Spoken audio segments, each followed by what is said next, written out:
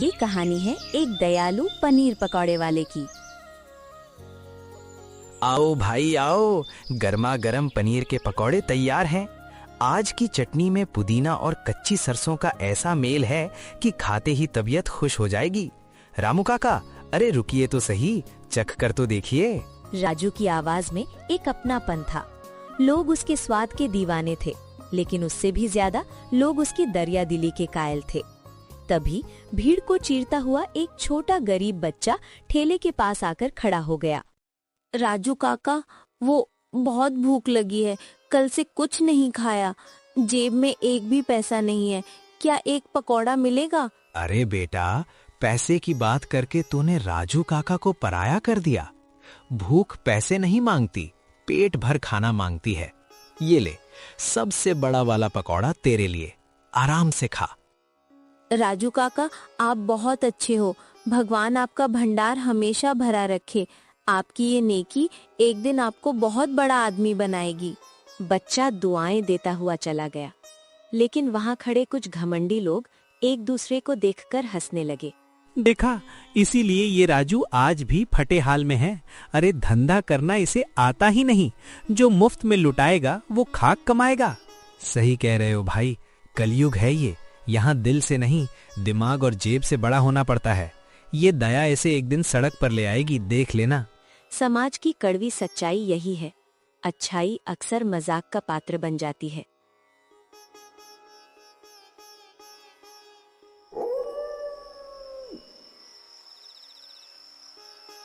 अंधेरा हो चुका है। राजू थका हारा अपने छोटे से कच्चे मकान के सामने ठेला खड़ा करता है। उसके शरीर में थकान थी, लेकिन मन में एक सुकून था कि आज फिर उसने कई भूखों का पेट भरा। लेकिन घर की दहलीज लांघते ही वो सुकून हवा हो गया। सामने उसकी पत्नी सुमन खड़ी थी। उसकी आंखों में गुस्सा नहीं, बल्कि गरीबी से लड़ने की थकान और बेबसी थी। आ गए? इतनी रात हो गई? लाओ, आज की कमाई दिखाओ। घर में राशन खत्म होने को है, मुन्नी की स्कूल की फीस भी देनी है। बस इतना ही है सुमन। आज बिक्री तो हुई पर खर्चा भी निकल गया, और कुछ लाचार लोग आ गए थे, उन्हें मना नहीं कर पाया। फिर वही बात, मुफ्त में खिला दिया। राजू, तुम समझते क्यों नहीं? हम खुद दाने दाने को मोहताज हो रहे हैं। ये दया धर्म अमीरों के चौंचले हैं। अगर ऐसे ही चलता रहा तो वो दिन दूर नहीं जब हमें कटोरा लेकर उन्हीं लोगों के पास जाना पड़ेगा जिन्हें तुम आज राजा बनकर खिला रहे हो। पनीर का भाव आसमान छू रहा है, तुम्हें होश भी है? सुमन, मैं कोई दिखावा नहीं करता।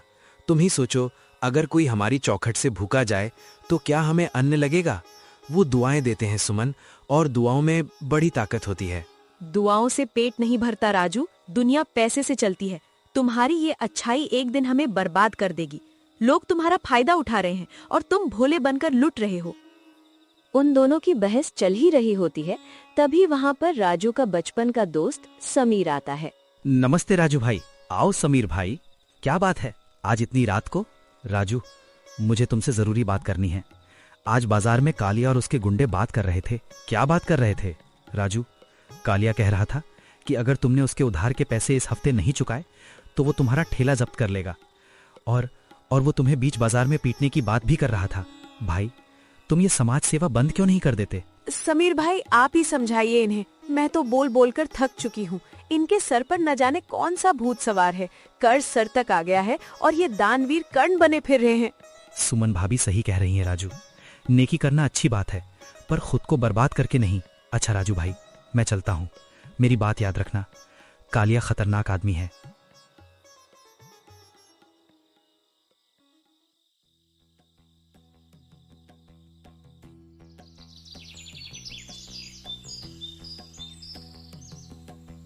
अगली सुबह से ही लाला की साजिश शुरू हो गई।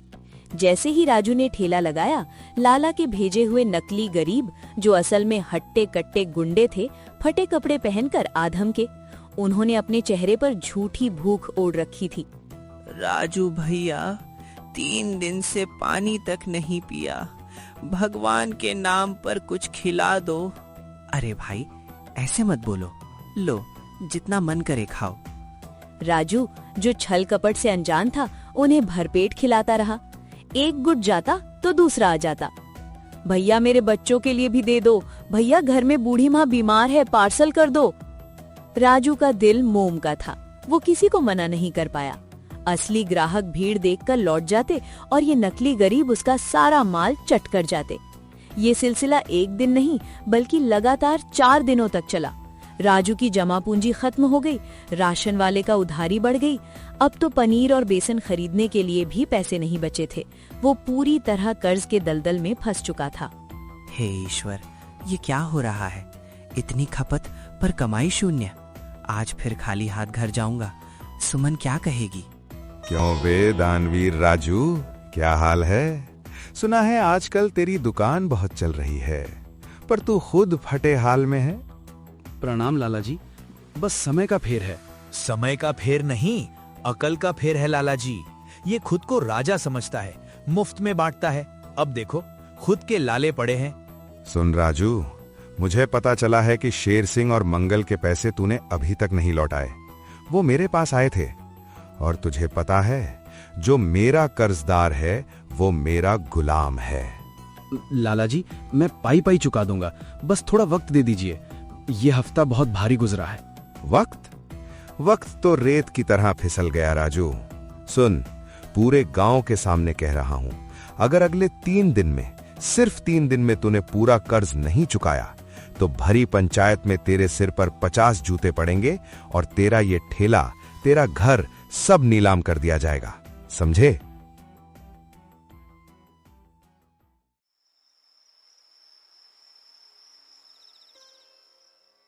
सुन लिया?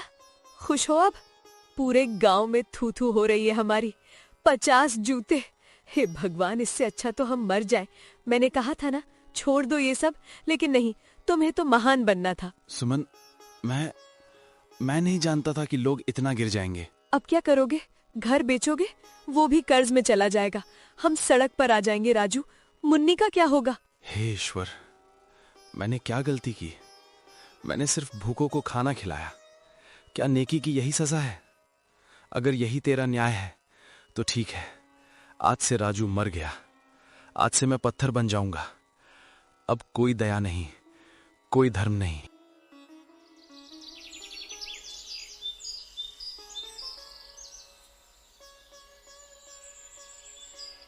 अगली सुबह राजू ने जैसे तैसे कुछ पैसों का जुगाड़ किया और थोड़ा सा सामान और ठेला लेकर बाजार पहुंचा।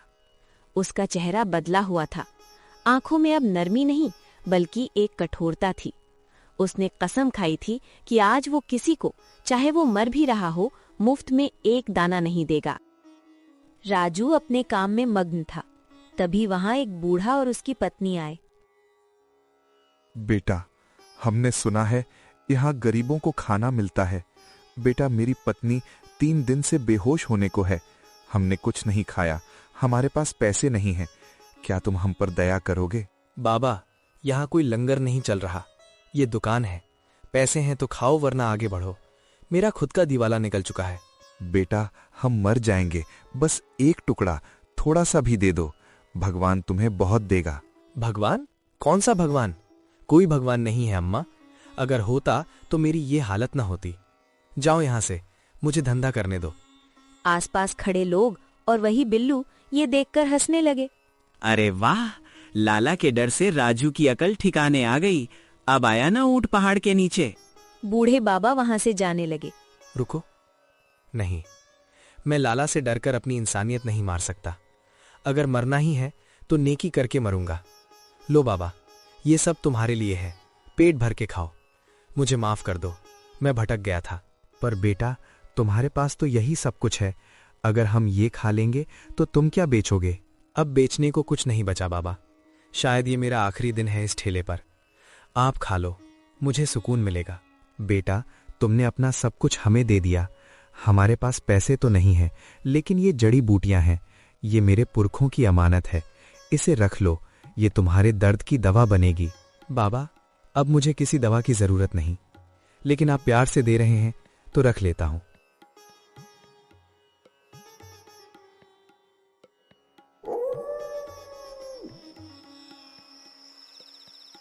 राजू ने वो गंदा झोला लिया और खाली ठेला लेकर भारी कदमों से घर की ओर चल दिया।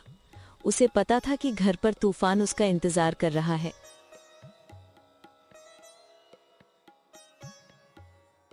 हे भगवान, मैं क्या करूं इस आदमी का। कल पंचायत है, लाला जूते मरवाएगा और तुम जड़ी बूटी लेकर आए हो। दिखाओ मुझे, क्या है ये कचरा। सुमन ने गुस्से में राजू से वो झोला छीना। उसे लगा इसमें कोई सूखी घास होगी। उसने पोटली ली और जमीन पर पटक दिया, लेकिन जैसे ही वो झोला जमीन पर गिरा, उसमें से ढेर सारे सोने के सिक्के गिरे। ये क्या राजू, ये तो सोना है, असली सोना। वो बूढ़ा कोई साधारण इंसान नहीं था। ये नेकी का फल है सुमन, भगवान ने हमारी परीक्षा ली थी। अगले दिन राजू गांव की पंचायत में गया, जहां पर सरपंच, लाला और बाकी गांव वाले थे। राजू, वक्त खत्म हुआ। पैसे ला या फिर 50 जूते खाने को तैयार हो जा। और हाँ, इसके बाद तेरा ठेला मेरा हुआ। खबरदार, अगर किसी ने मेरे पति को हाथ भी लगाया तो।